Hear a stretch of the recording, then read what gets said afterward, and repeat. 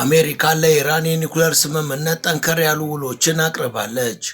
አሜሪካ የኢራን የዩራኒየም ማበልጸግ ላይ ለ20 ዓመታት የሚቆይ እገዳ እንዲሁም ሁሉንም የኢራን የበለጸጉ የኒኩሌር ቁሳቁሶችን ማስረከብ የኒኩሌር ስምምነቱ አካል መሆኑ ተገልጿል። አሜሪካ ከዚህ ባሻገር በፎርድ በናታንዝ እና በኢስፋንስ የሚገኙ ተቋማትን እንድታፈርስ የምድር ውስጥ የኒኩሌር ስራዋን እንድታቆምና ፍተሻ እንድትፈቅድ ትፈልጋለች። ዶናልድ ትራምፕም ኢራን አጥጋቢ ስምምነት ለማድረግ ከተስማማች እስቲ እናያለን ብለዋል። ኢራን ይህን ውል አትቀበልም የሚለው ግን የበርካቶች እምነት ነው። በሌላ በኩል ኢራን የደቡብ ኮሪያን መርከብ መታለች መባሉ ከባድ ስጋትን ፈጥሯል። ቴህራን በበኩሏ መርከቡን እንዳልመታች ተናግራለች። ትራምፕ በትሩዝ ሶሻል ሚዲያቸው ላይ ኢራን ናት ቃጠሎውን ያስነሳቸው ብለው መጻፋቸው በእጅጉ ያስቆጣት ኢራን በመርከቡ ቃጠሎ ዙሪያ እጇ እንደሌለበት ገልጻለች። አንድ የግብፅ ከፍተኛ ዲፕሎማት በአልጀዚራ አረበኛ ላይ እንደገለጹት በኢራን ጉዳይ ላይ የሚሰጠው የትኛውም ውሳኔ በጋዛ የወደፊት ዕጣ ፈንታ ላይ በሚደረገው ድርድር ላይ ቀጥተኛ ተጽዕኖ ይኖረዋል ብለዋል። በሌላ በኩል ኢራን የተባበሩት መንግስታት ድርጅት አባል ሀገራትን በሆርሙዝ ዙሪያ የአሜሪካንን ውሳኔ ውድቅ እንዲያደርጉ ጠይቃለች። የኢራኑ ፕሬዝዳንት ማሱድ ፔዜክሺያንም ትላንት ምሽት ከፈረንሳዩ አቻቸው ኢማኑኤል ማክሮን ጋር የተወያዩ ሲሆን ዋሽንግተን የዲፕሎማሲውን መንገድ ወደ ዛቻ፣ ጫናና ማዕቀብ እንዲቀየር አድርጋለች ብለዋል። የቀድሞ የአሜሪካ አየር ኃይል ሉተናንት ኮሎኔል ካረል ኳቶውስኪ በበኩላቸው የኢራኑ ጦርነት በአሜሪካ ታሪክ በጣም ያልተወደደውና የተጠላው ጦርነት ነው ብላለች። በአሜሪካ ሰው እንደሚያስበው ዲሞክራሲ ብሎ ነገር የለም፣ እስራኤልም አሜሪካም በተመሳሳይ የበላይ አለቆች ነው የሚመሩት ብላለች። የእስራኤልና የሊባኖስ ነገርም ከድጡ ወደ ማጡ ሆኗል። በደቡብ ሊባኖስ አቡሽ ከተማ ትላንት ምሽት በተፈጸመ የእስራኤል የአየር ጥቃት በርካታ ከተሞች ከባድ ውድመትን አስተናግደዋል። በተለይ አይታ አልሻአብ እና ራሚ አካባቢዎችን ኢላማ አድርጎ በከባድ መሳሪያ ታጅቦ ነበር ጥቃቱ የተፈጸመው። ሂዝቦላ በበኩሉ በደቡብ ሊባኖስ በንጹሃን ላይ ለደረሰው ግድያ የበቀል እርምጃ በመውሰድ በርካታ የእስራኤል ኢላማዎችን መምታቱን ተናግሯል። የሊባኖስ መንግስት በበኩሉ ሀገሩ ስትወድምና ዜጎቹ እንደ ማለዳ ጤዛ ሲረግፉ እጁን አጣጥፎ እየተመለከተ ነው። The fragile ceasefire which has been in place between Israel and Lebanon since last month has not ended the conflict with the militant group Hezbollah. Persistent fighting has killed many on both sides and displaced more than 1 million people in Lebanon. ሰላም ጤና ይስጥልን። በመላው ዓለም የምትገኙ ውድ የመሿለኪያ ቤተሰቦች በዛሬው መሰናዷችን በአሜሪካና በኢራን ዙሪያ እየወጡ ስላሉ አዳዲስ መረጃዎች እንዲሁም ደግሞ እስራኤል ያለማቋረጥ ሊባኖስ ላይ እየወሰደችው ስላለው ከባድ ጥቃት እናወጋችኋለን። ቻናላችንን ሰብስክራይብ፣ ላይክ እና ሼር ታደርጉ ዘንድም እንጋብዛለን።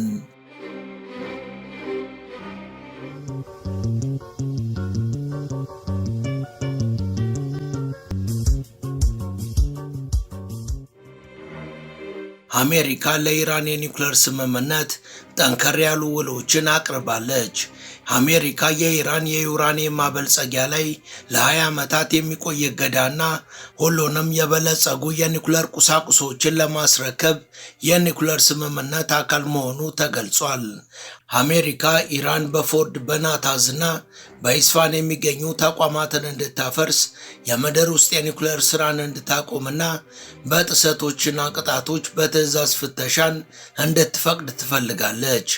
አሜሪካ እገዳዋንም በማቅለል ኢራን የሆርሙዝ ሰርጥን ቀስ በቀስ ትከፍታለች ተብሎ ይጠበቃል። በተዘጋጀው ውል አንቀጽ መሰረት ኢራን ስምምነቱን ከመፈረም ይልቅ ሰፊ ውይይት እንደምታደርግና የማትቀበለውም ሊሆን እንደሚችል ተጠቁሟል። ዶናልድ ትራምፕም ኢራን አጥጋቢ ስምምነት ለማድረግ ከተስማማች እስቲ እናያለን ብለዋል። የአሜሪካው ፕሬዝዳንት ከኢራን ጋር ያለውን የቅርብ ጊዜውን ዲፕሎማሲያዊ ግፊት በድጋሚ ተናግረዋል። አሜሪካ ስምምነት ለመፍጠር ከሚፈልጉት ጋር ሁሉ ከጎን ትገኛለችም ብለዋል። ትራምፕ በዋይት ሃውስ ዝግጅት ላይ እኛን የሚያረካ ስምምነት ማድረግ ይችሉ እንደሆነም እስቲ አብረን የምናየው ይሆናል ብለዋል። They want to make a deal. We've had very good talks over the last 24 hours. And it's very possible that we'll make a deal. Yeah, please. በአሁኑ ሰዓት ኢራኖች ያቀረብነውን ውል ይቀበላሉ። ስምምነቱንም እንፈጽማለን ብዬ አምናለሁ። እነርሱ ስምምነት ማድረግ እንደሚፈልጉም ተነጋግረናል። ስለዚህ አሁን ሐሳባችንን ባይቀበሉት እንኳን በቅርቡ መቀበላቸው አይቀርም። እኔም ስምምነትን እንጂ ግጭትን ፈጽሞ አልፈልግም። በሌላ በኩል ኢራን የደቡብ ኮሪያን መርከብ መታለች መባሉ ከባድ ስጋትን ፈጥሯል። ቴህራን በበኩሏ የደቡብ ኮሪያን መርከብ እንዳልመታች ተናግራለች።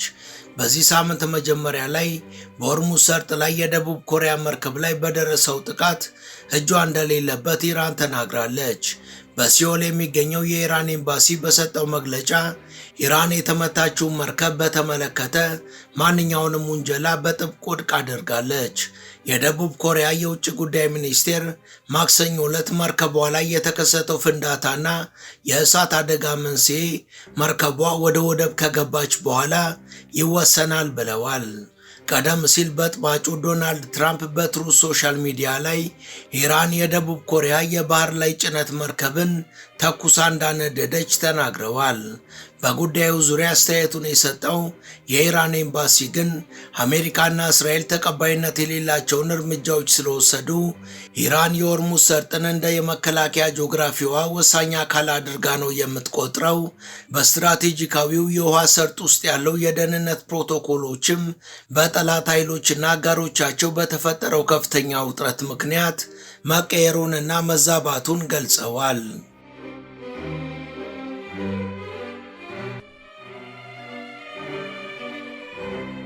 አሜሪካ በበኩሏ ከኢራን ጋር ከተስማማች በኋላ ትኩረቷን በጋዛ ላይ እንደምታደርግ ተገልጿል።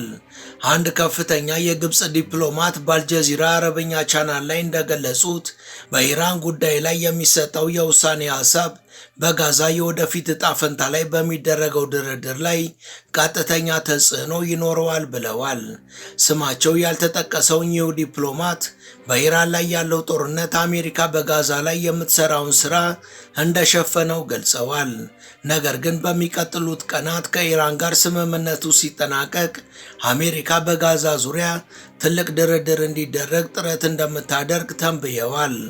እስራኤል ከሐማስ ጋር ያደረገችውን የተኩስ አቁም ስምምነት የመጀመሪያ ምዕራፉን ተግባራዊ ለማድረግም ያላትን ቁርጠኝነት ለማረጋገጥ በአስታራቂዎች ላይ ግፊት እንዲጨምር ለሚጠይቁ የሽምግልና ጥያቄዎችም ምላሽ እንደሚሰጥ አክለው ገልጸዋል።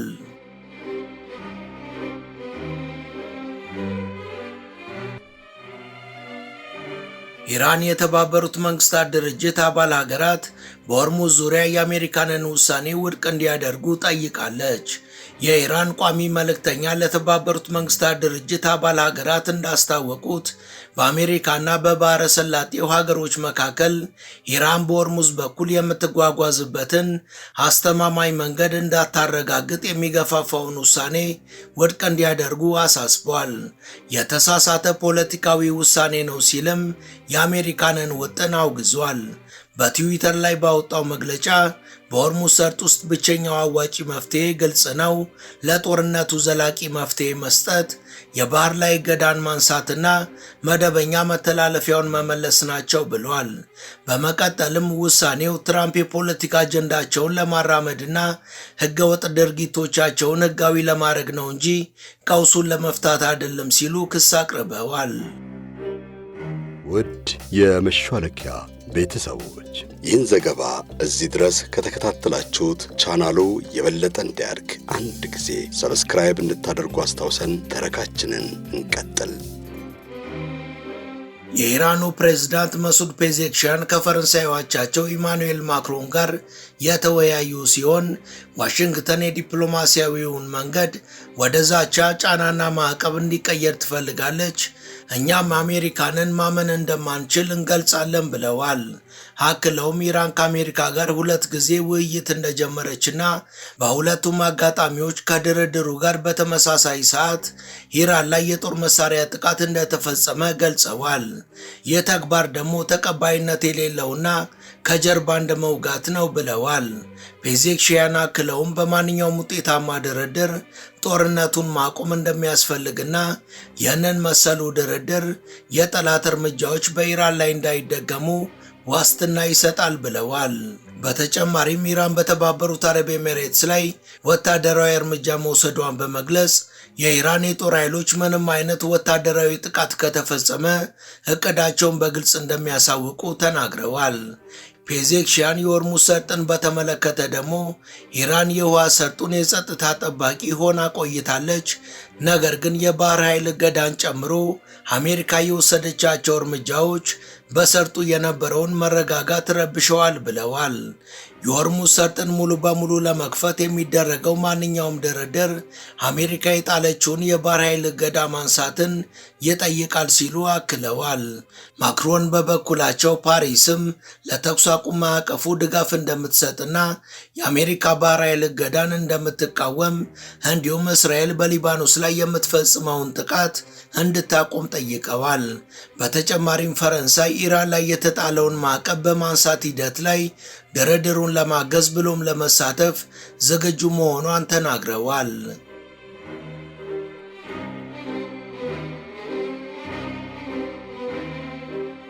የቀድሞዋ የአሜሪካ አየር ኃይል ሉተናንት ኮሎኔል ካረን ኳቶውስኪ የኢራኑ ጦርነት በአሜሪካ ታሪክ በጣም ያልተወደደውና የተጠላው ጦርነት ነው ብላለች።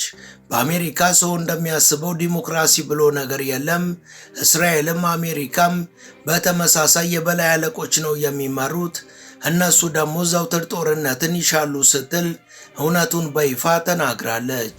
This war is the most unpopular thing that's going on in the United States right now, and it's getting more unpopular by the day, and yet Congress has done nothing. They love it. So we don't have democracy. We are run by elites. ይሄ ጦርነት እስካሁን ድረስ በአሜሪካውያን በጣም የሚጠላ ነው።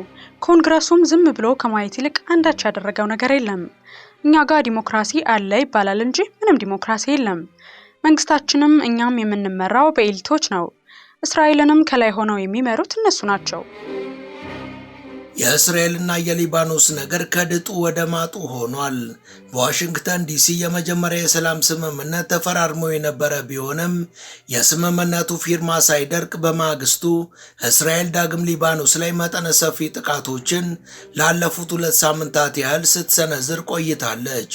የሊባኖሳውያን ደም በከንቱ መፍሰሱም ያንገበግበው ሂዝቦላም እስራኤልን በተደጋጋሚ ባጸፋ ጥቃቶች እየደበደበ ነው። የሊባኖስ መንግስት ግን ሀገሩ ስትነድና ዜጎቹ እንደ ማለዳ ጤዛ ሲረግፉ እጁን አጣጥፎ እያየ ነው። ይህ ሁኔታ ደግሞ እስራኤል ሂዝቦላ ላይ አድቫንቴጅ እንድትይዝ አድርጓታል። የእስራኤሉ መሪ ቤንያሚን ኔታንያሁም የእስራኤል ጦር የሂዝቦላ ሬድዋን ኃይል አዛዥ ላይ ያነጣጠረ ጥቃትን በቤሩት ከተማ እንደፈጸመ መናገራቸው ይህንንም ያረጋግጥ ነው።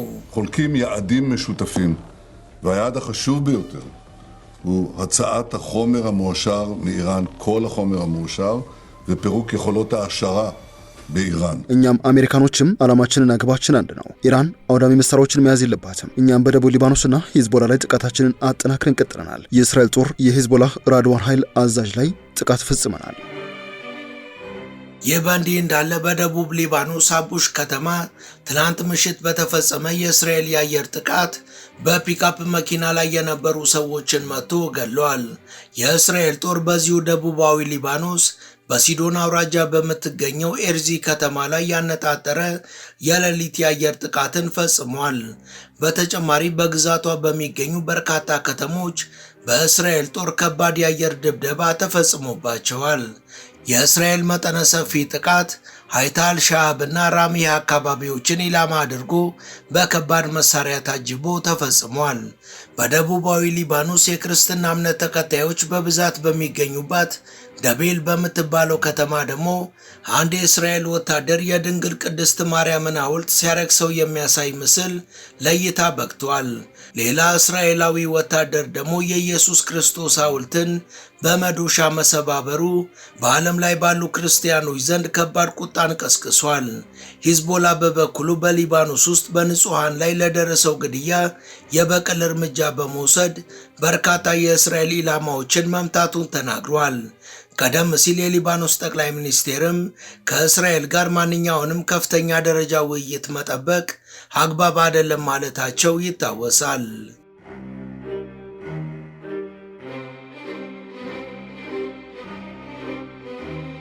ዓለም አቀፉ የኤነርጂ ቀውስ ድርጅት በመካከለኛው ምስራቅ ግጭት ዙሪያ 11 አባላት ያሉት የክልል ህብረት መሪዎች በተገኙበት ለ2 ቀናት በፊሊፒንሷ ሴቡ ስብሰባ እንደሚያካሄድ ተገልጿል። በሌላ በኩል ግዙፉ የመርከብ መጓጓዣ ድርጅት ሃፓክሎይድ የሆርሙዝ ሰርጥ መዘጋት ድርጅቱን ለነዳጅና ለኢንሹራንስ ወጪዎች በየሳምንቱ $60 ሚሊዮን እንዲያወጣ እንዳደረገው ተገልጿል። በሌላ በኩል በመካከለኛው ምስራቅ የአቅርቦት መቆራረጥ ሳቢያ ደቡብ ኮሪያ የፔትሮሊየም ክምችት እገዳን አራዝማለች። የደቡብ ኮሪያ የፋይናንስ ሚኒስቴር ኩ ዩንቼል መንግስት የነዳጅ ምርቶችን እንዳይከማች የጣለውን እገዳ ለተጨማሪ 2 ወራት እንደሚያራዝም አስታውቀዋል። ውሳኔው የመጣው በመካከለኛው ምስራቅ ባለው ግጭት የተነሳ በከፍተኛ ሁኔታ የነዳጅ አቅርቦት ስጋት ውስጥ ስለገባ ነው። ይህ ፍትሐዊ የንግድ አሰራርን ለመግታትም መንግስት በመጋቢት ወር በፔትሮሊየም ክምችት ላይ ጊዜያዊ ክልከላ ማድረጉን አስታውቋል። 70% of South Korea's oil passes through the Strait of Hormuz off the coast of Iran.